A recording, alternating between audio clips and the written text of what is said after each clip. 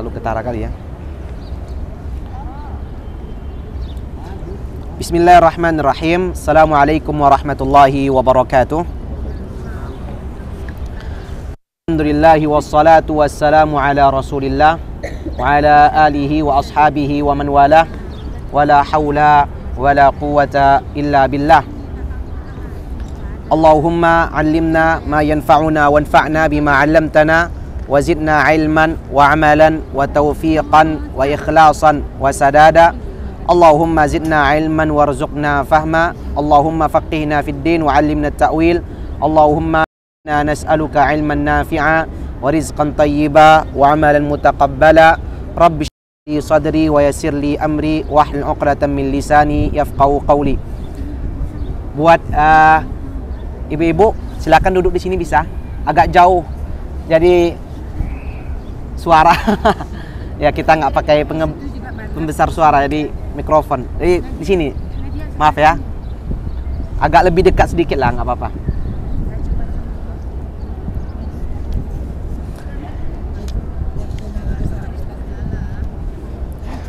Alhamdulillah, dengan izin Allah Subhanahu wa taala, Allah Subhanahu wa taala telah memudahkan urusan kita semua, telah memberikan kita kesehatan, sehingga dengan nikmat tersebut Allah Subhanahu wa taala memudahkan langkah kita, memberikan kita kesempatan bisa mengunjungi Masjid Nabawi dan Masjidil Haram, dan mudah-mudahan Allah Subhanahu wa taala menerima segala amal ibadah kita, diampuni dosa kita, dan dimasukkan ke dalam surga Firdaus tanpa hisab dan azab. Amin ya rabbal alamin.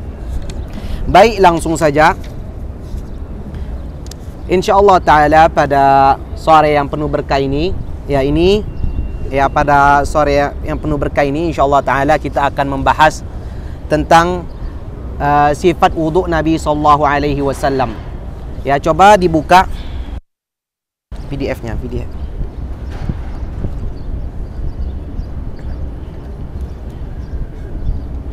ya. PDF-nya halaman berapa?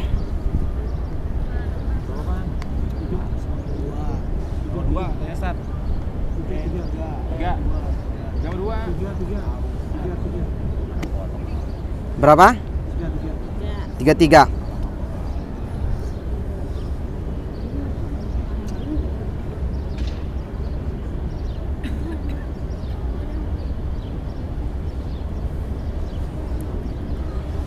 Kita coba lihat daftar isinya. Halaman berapa itu daftar isinya? Anda nggak tahu ya. Daftar isinya berapa? Halaman berapa? Ya, PDF halaman 7. Ya, di situ kita lihat ya ada 3 pembahasan. Yang pertama tata cara wudhu Nabi SAW, yang kedua tata cara tayamum, yang ketiga tata cara mandi junub. Ya. Yang pertama tentang cara wudhu Nabi kita Muhammad sallallahu alaihi wasallam. Sesungguhnya mengetahui tentang tata cara wudhu Nabi Muhammad SAW adalah bagian dari ilmu, dan dia juga ibadah yang selalu kita ulang-ulang. Sebagaimana yang kita ketahui bahwa ibadah itu akan terima oleh Allah Subhanahu wa taala jika dilakukan dengan 2 syarat. Syarat yang pertama apa? Ikhlas karena Allah Subhanahu wa taala. Yang kedua, mengikuti tuntunan Rasulullah sallallahu alaihi wasallam. Dan buku yang ringkas ini insyaallah taala akan kita usahakan selesai ya, sifat wudhu Nabi ini mungkin paling lama besok pagi. Besok pagi kita kumpul lagi ya sampai syuruk. Habis itu kita sholat syuruk sama-sama ya. Dan untuk koper usahakan hari ini selesai dan sudah di packing, diletakkan di depan kamarnya masing-masing. Hari ini usahakan sebelum tidur. Ya, sebelum tidur. Ya, sampai jam 1, mungkin jam 12, insyaallah. Memangnya banyak, enggak kan? Bukan besok jam 8, bukan besok pagi. Iya, sampai besok pagi, takutnya nggak terkejar gitu. Ya, soal di Mekah.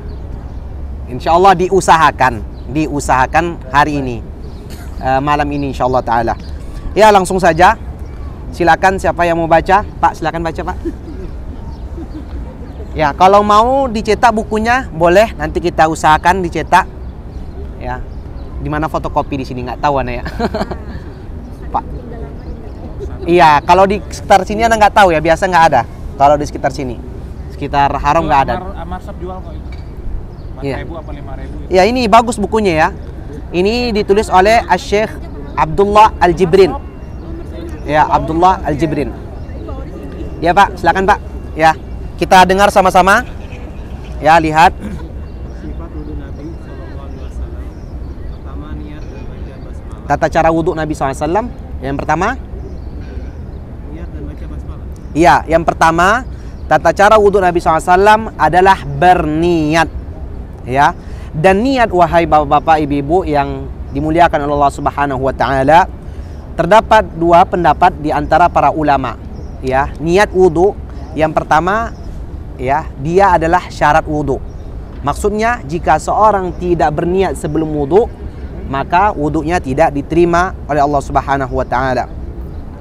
Ya, itu pendapat yang pertama, dia merupakan syarat wudhu. Yang kedua, pendapat yang kedua, wudhu, ya, berniat untuk wudhu hukumnya sunnah, dan berniat untuk tayamum hukumnya wajib. Ya, kita hanya memaparkan pendapat para ulama. Adapun dalilnya kita mungkin kita cukupkan dengan pendapatnya saja. Jadi pendapat yang kedua, niat wudhu wajib, niat tayamum sunnah. Niat wudhu sunnah, niat tayamum wajib. Kenapa wajib, Ustadz? Karena tayamum itu adalah pengganti wudhu. Jelas. Karena tayamum adalah pengganti wudhu. Karena dia pengganti wudhu, maka dia diwajibkan. Karena hukum asal bersuci itu adalah berwudhu dengan air. Ya, itu pendapat yang kedua. Pendapat yang ketiga, ya, boleh tayamum, wudhu, dan mandi junub tanpa niat. Jadi ada tiga pendapat. Ya. Dan yang paling rajih, yang paling kuat di dalam masalah ini adalah hukum berniat ketika berwudu adalah syarat wudu. Maksudnya dia harus dilakukan sebelum seseorang itu berwudu. Misalnya kita pergi kamar mandi, sebelum kita kamar mandi kita berwudu dulu dalam hati kita tanpa dilafazkan kalau kita itu ingin berwudu. Kemudian membaca bismillah. Silakan, Pak.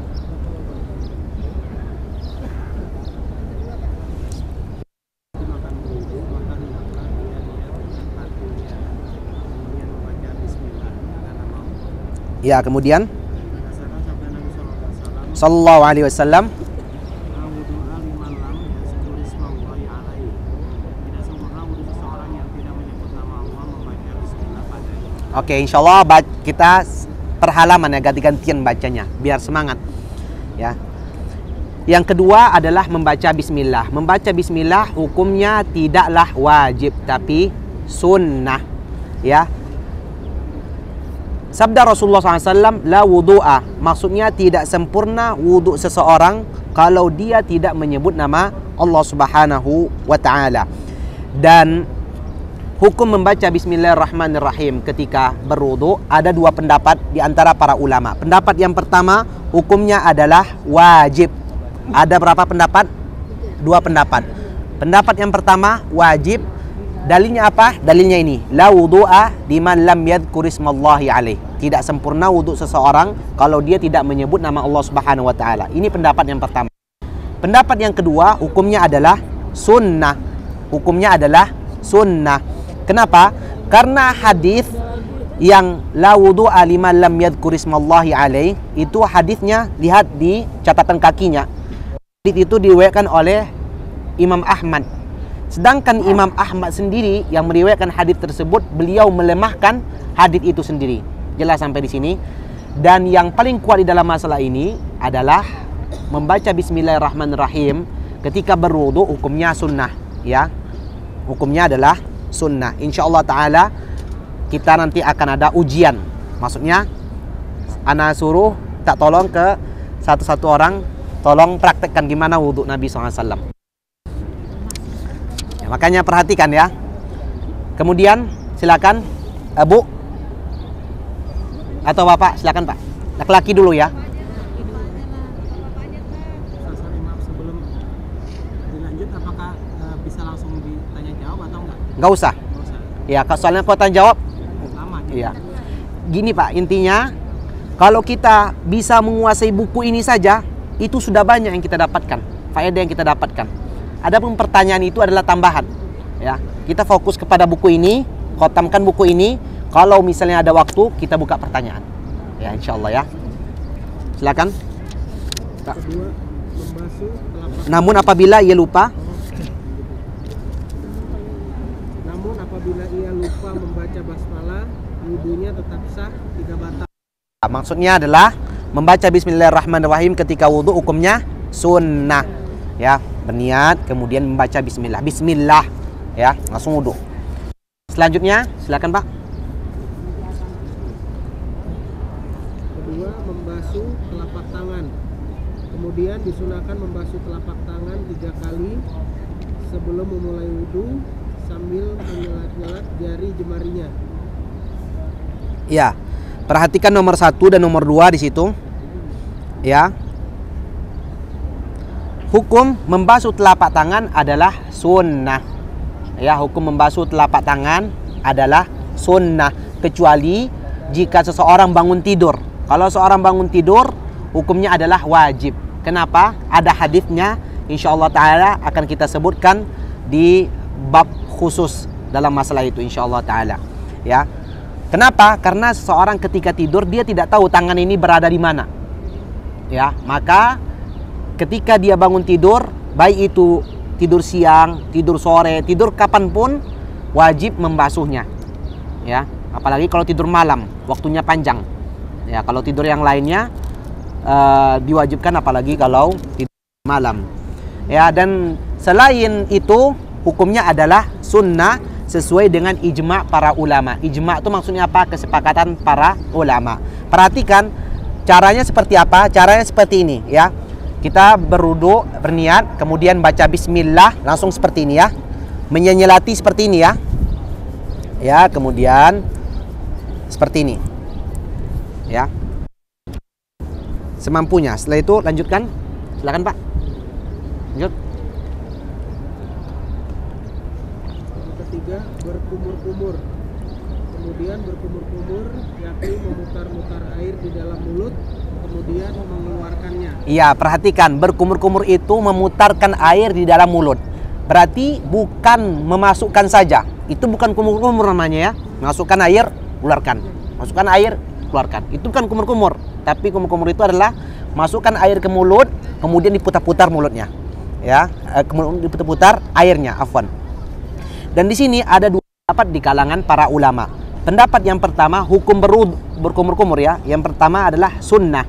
Dalilnya adalah firman Allah Subhanahu wa taala, ya ayyuhalladzina amanu, dalam surah Al-Maidah, idza qumtum ila sholati faghsilu wujuhakum. Wahai orang-orang yang beriman, jika kalian hendak mendirikan salat, maka basuhlah wajah kalian. Ya. Dikatakan sunnah, ya. Wajah itu apa? Wajah itu secara bahasa muwajahah, sesuatu yang nampak. Ya. Pernah nggak kita mendengar berapa wajah? Kalau kita buka Al-Quran, berapa wajah? Maksud wajah itu berapa halaman? Pernah dengar nggak? Kalau orang Melayu biasanya nyebut berapa wajah Al-Quran, berapa wajah setorannya hari ini gitu. Wajah itu maksudnya berapa halaman. Maksudnya adalah sesuatu yang nampak. Adapun yang tidak nampak itu tidak dikatakan wajah, jelas. Lubang hidung, lubang mulut, ya, lubang telinga itu tidak dikatakan wajah. Jelas sampai di sini. Itu pendapat yang pertama. Pendapat yang kedua adalah wajib.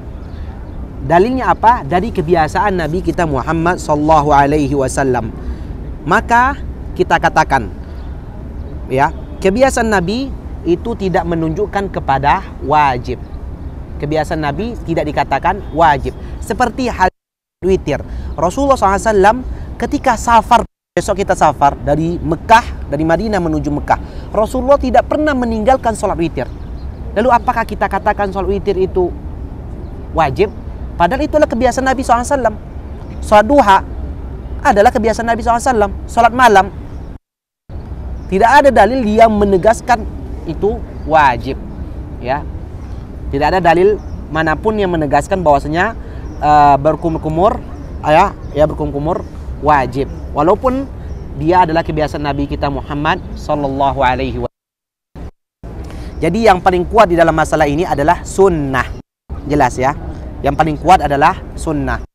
Ya, basuh tangan dulu. Ya.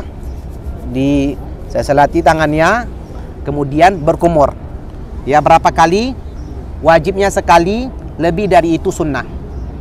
Ya, nanti insya Allah akan kita jelaskan di babnya sendiri. Lanjut.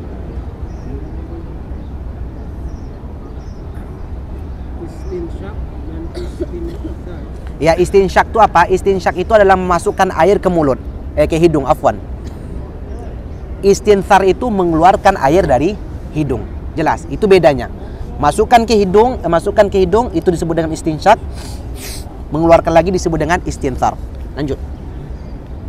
Kemudian istinsyak yakni menghirup air ke hidung dengan nafasnya lalu mengeluarkannya. Ya? Hiruplah air dari tangan kanan lalu keluarkan dengan memegang hidung dengan tangan kiri. Iya, seperti ini ya. Setelah kita berkumur, masukkan ke sini, keluarkan gini. Jelas? Ya, masukkan ke hidung, pakai tangan kanan, keluarkan dengan tangan kiri. Dan dia ada dua cara. Ya, cara yang pertama menggabungkan antara kumur-kumur dan istinsyak. Maksudnya kita ambil air satu jari, satu tangan, kemudian setengahnya kita masukkan ke mulut, 50%-nya lagi ke hidung. Ya kan? Habis itu kita keluarkan. Sama-sama, dari mulut juga, dari hidung juga. Itu cara yang pertama. Cara yang kedua, dipisah. Kumur-kumur dulu 3 kali, baru istinsyak 3 kali. Jelas. Berarti ada 6 kali kita mengambil airnya. Kalau digabungkan berarti 3 kali. Lanjut, Pak. Enggak ada, ini caranya saja. Cara boleh.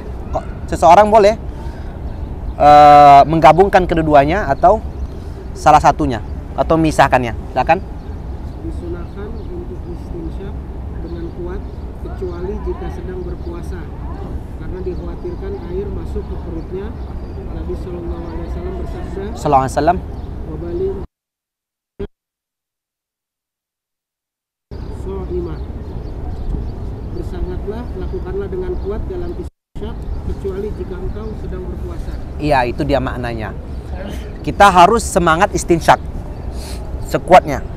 Ya, makanya kata ahli kedokteran, kalau misalnya seseorang muslim, ya, muslim itu menjaga istinsyaknya, maka dia akan jauh dari penyakit. Kenapa? Karena penyakit itu datang dari lubang. Ya kan? Dan lubang yang sering kita gunakan adalah lubang hidung. Ya, kita selalu menghirup. Ya kan? Selalu menghirup. Kalau misalnya seorang pilek, coba aja istinsyak. Kalau misalnya batuk, coba aja istinsyak. Ya, kotoran itu selalu datang dari hidung. Ya, seperti itu. Dan kita diperintahkan bersungguh-sungguh istinsyak kecuali kita berpuasa. Kenapa? Karena sesuatu apapun yang masuk ke perut kita, apakah itu benda hidup, benda mati, ya, dia membatalkan puasa. Jelas. Sampai di sini. Apapun bentuknya. Contohnya, ya, memasukkan air lewat lubang hidung. Kalau dia sampai ke perut, batal puasanya. Ya. Kalau dia dari mulut masuk ke perut, batal puasanya. Lewat telinga, batal puasanya. Jelas sampai di sini? Ya, jadi tolak ukurnya adalah perut. Silakan. Antum, silakan akhi. Apa? Judulnya apa? Judulnya apa? Coba dibaca pelan-pelan. Membasuh wajah. 5. Membasuh wajah, kemudian membasuh wajah, adapun batasan wajah lihat gambar 5 dan 6. Iya, membasuh wajah. Coba dibaca pelan-pelan ya. Dengan suara yang lantang ya. Kan laki-laki kan? Masih muda kan? Iya, insyaallah. Afwan. Iya. Laki-laki itu suaranya besar ya. Ya, insyaallah. Semangat. Ya, batasan wajah lihat gambar 5 dan 6. Ya. Batasannya dari mana? Silakan.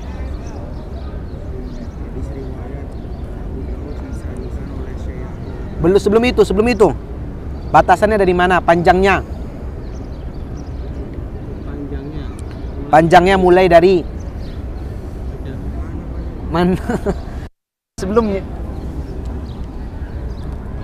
Panjangnya mulai dari awal tempat tumbuh rambut kepala hingga dagu di mana jenggot Jurai, lihat gambar 5. Iya, jadi panjangnya mulai dari awal tempat tumbuh rambut kepala hingga dagu di jenggot terurai. Dari sini, ya, perhatikan dari sini ya, sampai ke sini. Ini batasan wajibnya. Kalau misalnya rambutnya tumbuh dari belakang, ya sebagian orang ada kan, depannya ini agak apa kan, botak, dia tetap dari sini, bukan dari tempat tumbuhnya rambutnya, walaupun dia tumbuh di belakang aja, ya harus di sini sampai ke sini. Kemudian kalau dari samping, lebarnya dari telinga yang satu hingga ke telinga lain. ya dari sini sampai ke sini, jelas. Jadi caranya seperti ini, ambil air, kemudian diusap ke sini, diusap ke sini. Kalau jenggotnya tipis, cukup dibasahi aja. Ya. Tapi kalau jenggotnya tebal, ya kayak Pak Sultan, digini-gini kan ya. Ya Pak ya, sunnahnya seperti itu. Ya kalau Pak tipis ya, nggak perlu kayak gini juga ya.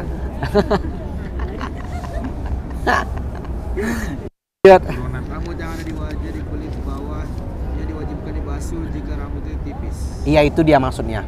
Walaupun rambutnya tumbuh, ada sebagian orang kan, ada bulu tumbuh di kening, ya, sampai di pipi, itu tetap dibasuh. Ya, lanjut. Adapun jika wajib dibasuh permukaan rambut itu saja. Akan tetapi disunahkan untuk menyelat-nyelati dengan jari jemari. Ini dasar perbuatan Nabi SAW yang menyelat-nyelati jenggotnya ketika wudu. Buat gambar wudu. Ya, seperti yang telah Ana sampaikan tadi. Kalau dia tebal, digini-ginikan. Ya. Kalau dia tipis, cukup dibasahi aja. Jadi sudah kita berkumur, istinsyak, basuh sampai sini. Ya, perhatikan ya. Nah, sampai sini. Jadi semuanya harus kena. Lanjut. Membasuh kedua tangan, kemudian membasuh berikut kedua sikunya berdasarkan firman Allah, wa aidikum ila Wa aidiakum. marafiqin. Iya. Basuhlah tanganmu sampai ke siku. Yang selanjutnya adalah membasuh kedua tangan sampai ke siku. Wa aidiakum ilal maraf. Jadi para ulama berbeda pendapat tentang kalimat ila. Wa aidiakum ila. Dan basuhlah tangan kalian sampai ke siku. Ada yang mengatakan di sini hadil ghayah, ada yang mengatakan ma'a. Ma'a itu artinya bersama. Kalau yang mengatakan ila di sini artinya ma'a, bersama, berarti sikunya wajib dibasuh. Kalau yang mengatakan ila di sini artinya adalah ghayah, berarti sikunya tidak wajib dibasuh. Sampai di sini aja. Ya. Tapi yang kuat di dalam masalah ini adalah sampai ke siku, dibasuh sampai ke sini ya, sampai ke siku. Jadi jangan sampai sikunya tidak dibasahi. Lanjut. Dan Nabi kita Muhammad SAW mengatakan, antumul qiyamati min ismil wudu, istata'inkum falyutilla ghurratahu wa tahjilah. Sungguhnya kalian akan bercahaya pada hari kiamat dengan menyempurnakan wudu. Maka barang siapa yang mampu di antara kalian panjangkan wudunya, maka lakukanlah. Contohnya, ya kalau kita mampu membasuh tangan sampai ke otot, itu lebih bagus. Kaki sampai ke betis, itu lebih bagus. Karena dia akan cahaya pada hari kiamat. Semoga Allah Subhanahu wa Ta'ala memberikan cahaya bagi kita semua pada hari kiamat. Lanjut. Nah, silakan Pak, apa lagi Pak? Apa lagi? Oh iya. Apa lagi? Atau dimulai dari siku?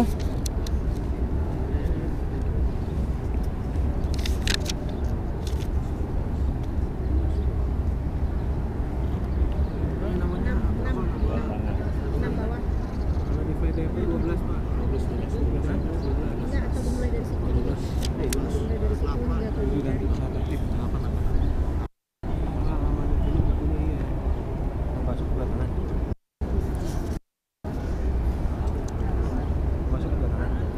Iya, di bawahnya ada, atau dimulai, atau baca aja ya. Atau dimulai dari siku hingga ke ujung jari. Jadi cara membasuh tangan adalah dari siku atau dari ujung jari dulu sampai ke siku. Atau dari siku ke ujung jari, nggak masalah. Yang penting dia membasuh seluruhnya. Ya, nggak mesti dari jari dulu baru ke tangan, siku dulu. Selama dia yang jelas dibasuh seluruhnya. Lanjut Pak. Mengusap kepala. Mengusap kepala dan telinga. Dan kedua telinga. Ya, dikatakan mengusap. Mengusap beda ya dengan membasuh. Kalau membasuh, air itu langsung kita ambil, ya, airnya itu masih tersisa di tangan kita, itu langsung kita sirami ke tubuh kita. Itu membasuh. Adapun mengusap yaitu mengambil air kemudian membuang airnya, dan yang sisa air itu kita lap ke tubuh kita. Itu disebut dengan mengusap. Ya, mengusap kepala. Lanjut. Kemudian mengusap kepala dan kedua telinganya 1 kali. Iya, mengusap kepala hukumnya adalah wajib. Kalau misalnya seorang tidak mengusap kepalanya ketika berwudu, maka wudunya batal. Ya, wudunya batal. Dan di sini ada 2 cara. Ya, disebutkan oleh para ulama.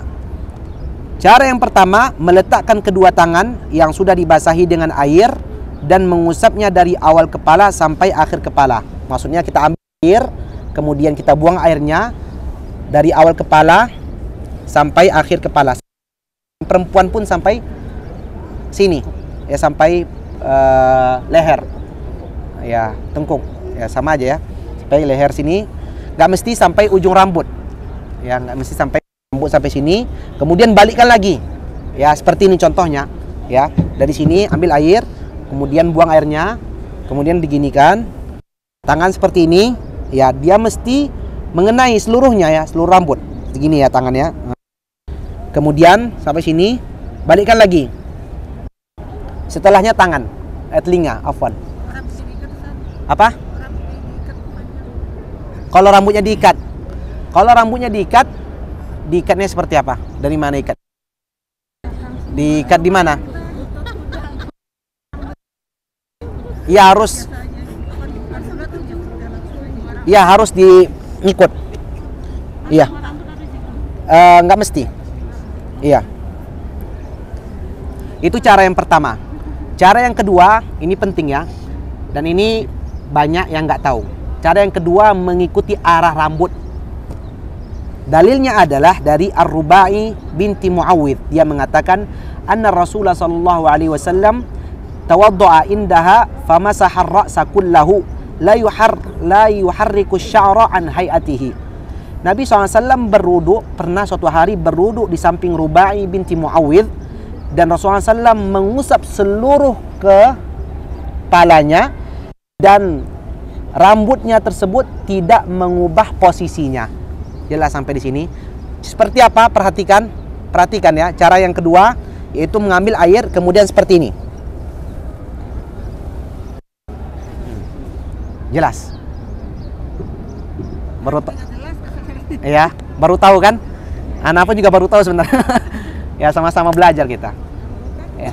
Jadi seperti ini. Ya, mengikuti arah rambut. Dalilnya dari Rubai binti Muawwidh tadi ya. Itu nggak dibalikin lagi, San? Enggak mesti dibalikin lagi, langsung telinga. Jadi ini, ya, sampai sini.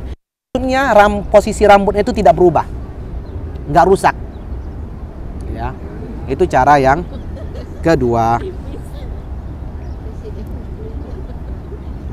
Dan para ulama, ya, para ulama sepakat mengusap kepala. Ya, para ulama sepakat mengusap kepala hukumnya adalah wajib. Dan mereka berbeda pendapat di dalam memberikan batasan wajibnya. Pendapat yang pertama adalah mengusap seluruhnya dari awal sampai yang terakhir. Jadi seperti ini ya. Ya, tadi yang Ana jelaskan sampai sini ya. Kemudian balik lagi langsung telinga.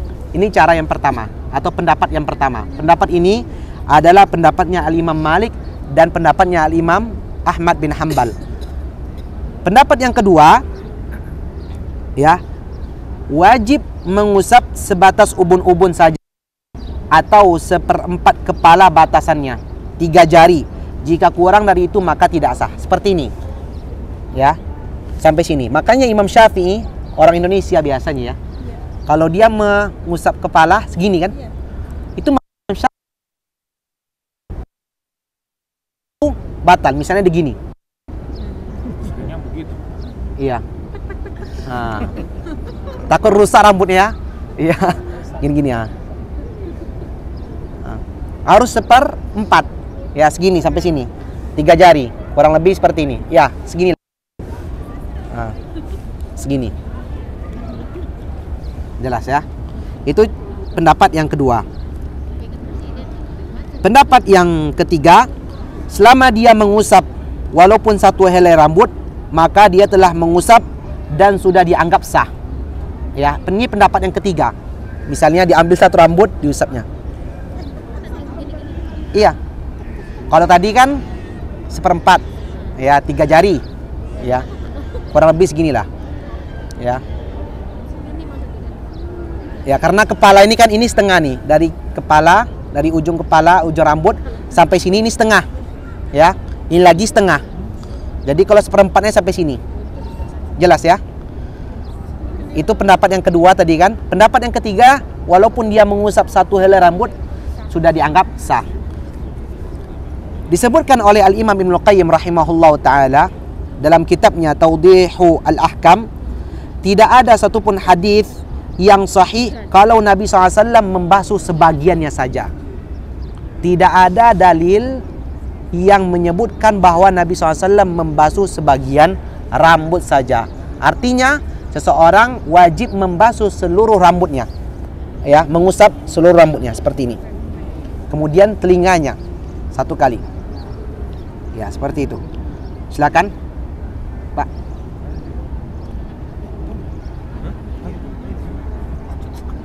Ini dilakukan mulai dari depan. Kemudian mengusap. Belum dibaca. Ulang dari awal lagi. Kemudian mengusap kepala dan kedua telinganya 1 kali. Ini dilakukan mulai dari depan kepalanya, lalu kedua tangannya diusapkan hingga sampai ke bagian belakang kepalanya atau tengkuk. Kemudian kembali lagi mengusapkan tangannya hingga bagian depan kepalanya. Ya, perhatikan nomor 10. Ya, perhatikan nomor 10 seperti ini ya. Lanjut. Kemudian mengusap kedua telinganya dengan air yang tersisa di tangannya bekas mengusap kepala. Iya, seperti yang telah Anda jelaskan tadi. Jadi tidak mesti mengambil air baru ya. Jadi sebagian orang kadang untuk rambut beda, untuk telinga beda. Tidak. Sekaligus. Ya, sekaligus. Jadi kepala, rambut, habis itu telinga. Jelas ya? Ya, perhatikan nomor 13 itu. Telinga dari mana? Dari bawah, ya. Posisinya dari bawah. Ini telunjuk itu dimasukkan ke lubang, kemudian jempolnya diputarkan. Jelas? Lanjut. Membasuh kedua kaki. Kemudian membasuh kedua kakinya. Berikut kedua mata kakinya. Berdasarkan firman Allah, wa arjulakum ilal ka'bain, dan basuh kedua kakimu sampai ke kedua mata kaki. Quran surat Al-Maidah 6. Mata kaki adalah tulang yang menonjol di bagian bawah betis. Ya, wajib bagi seorang membasuh kedua kakinya. Tidak cukup mengusapnya saja. Dan tumit itu wajib dibasuh. Dalilnya adalah wa arjulakum ilal ka'bain. Jadi ambil air, ya, siramkan air itu, bukan diusap ya. Siramkan air itu sampai ke ini, mata kaki. Mata kaki itu adalah tulang yang menonjol di kaki, ini dia. Ya. Begitu juga tumit, itu diperhatikan. Ya, wailul lil aqabi minan nar. Celakalah bagi seorang yang berwudu, ya, dan dia tidak membasuh tumitnya. Ini hati-hati ya. Ini hati-hati. Tapi kalau dia pakai kaos kaki bagaimana, Ustaz? Kalau pakai kaos kaki, ya, kalau pakai kaos kaki dia boleh mengusap kaos kakinya. Kalau dia bersuci dulu baru pakai kaos kaki. Jelas. Ini enggak. Perhatikan caranya ya. Cara seperti ini. Mohon diperhatikan seluruhnya. Perhatik ya, cara mengusap kaos kaki itu seperti ini. Ya. Sekali aja sudah cukup. Ini. Bas. Ya, seperti ini. Ya, ini dicontohkan oleh Syekh Shalih Al-Fauzan. Ya, seperti ini. Saya ulangi lagi. Padahal yang kotor itu di mana? Di bawah. Kalau misalnya kita enggak mesti. Enggak. Itu syariatnya seperti itu. Kalau enggak akan disebutkan oleh Ali bin Abi Thalib radhiyallahu taala anhu, apa kata beliau? Kalau misalnya agama itu bisa pakai akal, maka yang tapak kakinya itu lebih pantas untuk lebih diutamakan dibasuh, bukan di atasnya. Begitu juga kalau orang pakai sepatu. Jadi bagaimana Ustadz? Jadi hukumnya seperti ini. Kalau pakai kaos kaki itu dikiaskan kepada khuf. Khuf itu adalah sepatu yang terbuat dari kulit atau kain yang terbuat dari kulit, dan dia itu selalu dipakai pada musim dingin. Usir. Nanti kalau dia kawin kan kita ya nggak apa-apa, dia ingin kerjaan dia. Ya, jadi kalau kita ingin mengusap, contohnya seperti ini ya. Misalnya sholat maghrib. Contohnya sholat maghrib. Besok kita safar. Contohnya seperti ini. Sholat maghrib. Kita berwudu dulu, bersuci. Setelah itu baru memakai kaos kaki. Nggak boleh kita pakai kaos kaki kemudian baru berwudu dengan mengusap. Nggak boleh. Jadi kita memakai kaos kaki atau khuf atau sepatu itu dalam keadaan kita sudah berwudu. Kalau mukim tahu ya, orang yang tinggal di suatu tempat itu 1 hari 1 malam. Mulai dari sekarang, mulainya dari dia pakai kaos kaki. Misalnya dia pakai kaos kaki sekarang jam 5. Berarti jam 5 sore besok boleh dia mengusap kaos kakinya atau sepatunya. Jelas ya. Kalau dia musafir 3 hari setelah dia berwudu atau bersuci, 3 hari. Misalnya sekarang jam 5, 3 hari lagi, jam 5 besok sore, 5 besoknya lagi, seterus sampai 3 hari.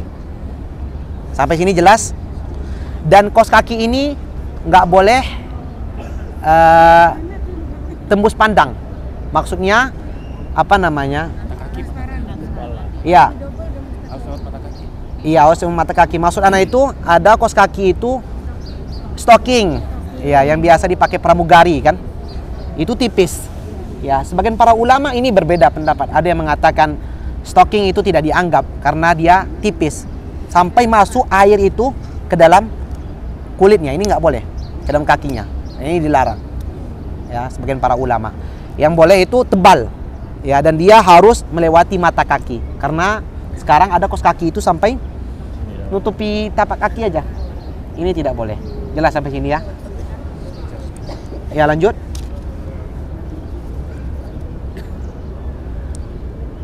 Membasuh kedua telinga, kedua kaki. Lanjut. kedua mata kaki wajib dibasuh bersamaan dengan membasuh kaki. Iya, baca judul dulu. Membasuh kedua kaki. Udah tadi. Nah, udah kaki ya? Udah ya? Iya, sekarang halaman 11. Oh ya. Kedua mata kaki wajib dibasuh bersamaan dengan membasuh kaki. Iya. Mata kaki, mana tadi? Tulang yang menonjol di kaki. Itu wajib dibasuh. Orang yang tangan atau kakinya terputus, maka ia wajib membasuh bagian anggota badan yang tersisa, yang termasuk wajib dibasuh. Apabila tangan atau kakinya seluruhnya terputus, maka ia hanya wajib membasuh ujungnya saja. Iya, contohnya sebagian orang ya itu tangannya terputus. misalnya dari tapak tangannya, pergelangan tangannya. Berarti dia wajib membasuh dari ujung ini sampai ke sikunya. Jelas sampai sini. Kalau misalnya putusnya dari sini, sebagian orang kan ada tangan di sini aja. Berarti dia membasuhnya ujungnya saja. Ya. Afwan, kakinya ya. Kita cerita tentang kaki ya. Tangan juga seperti itu. Tangan juga seperti itu. Tangan, kaki sama. Ya. Lanjut. Membaca doa. Setelah selesai wudhu, membaca doa.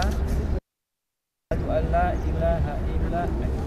an la ilaha illallah wahdahu la syarikalah wa asyhadu anna Muhammadan abduhu wa rasuluh. Allahumma ij'alni minat tawabin waj'alni minal mutatahhirin. Oke, artinya? Baca artinya. Aku bersaksi bahwa